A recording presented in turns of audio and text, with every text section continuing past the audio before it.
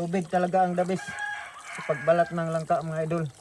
May nagsabi mga idol na maganda daw gamitin yung mantika or oil sa pagbalat ng langka. Kaya ito, oil, subukan natin kung totoo ba.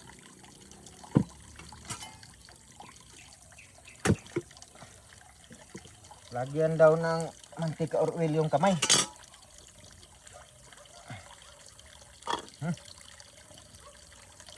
Napakadulas na mga idol. Napakadulas ng kamay.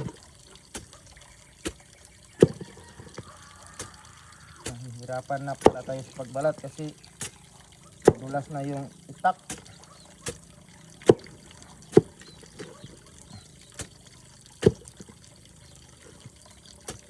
Bukantin kung hindi pa kakapit yung dagta dahil may oil ang ating kamay.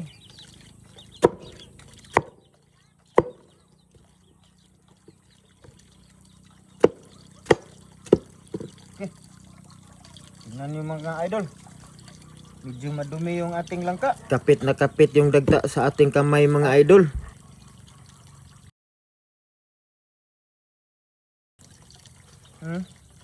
Hindi talaga pala maganda gamitin ang mantika or oil sa pagbalat ng langka.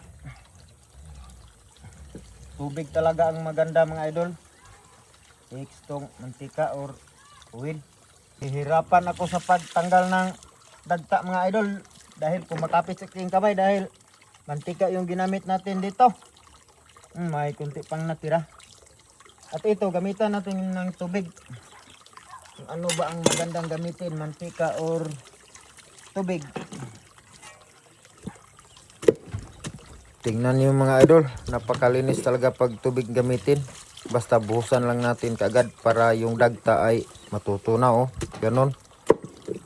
Basta mabuhusan kaagad yung dagta ay hindi magiging dagta yung kanyang katas. Matutunaw lang sa tubig mga idol. At napakalinis pa ng ating langka mga idol. Dahil mahugasan kaagad at puting-puti siya talaga. O ayun. Pag balat buhusan kaagad ng tubig. Hindi gaya sa mantika na magiging kulay brown yung langka at ang dami pang dagta. Yung katas ay magiging dagta. Pero pag tubig ang gamitin, o ayun o mga idol. Napakalinis talaga. Okay.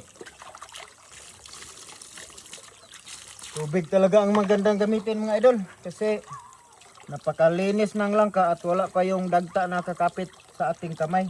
Pero pag mantika ang gamitin, kakapit pa din mga idol. Tubig talaga ang the best sa pagbalat ng langka mga idol. Maraming salamat po sa panonood.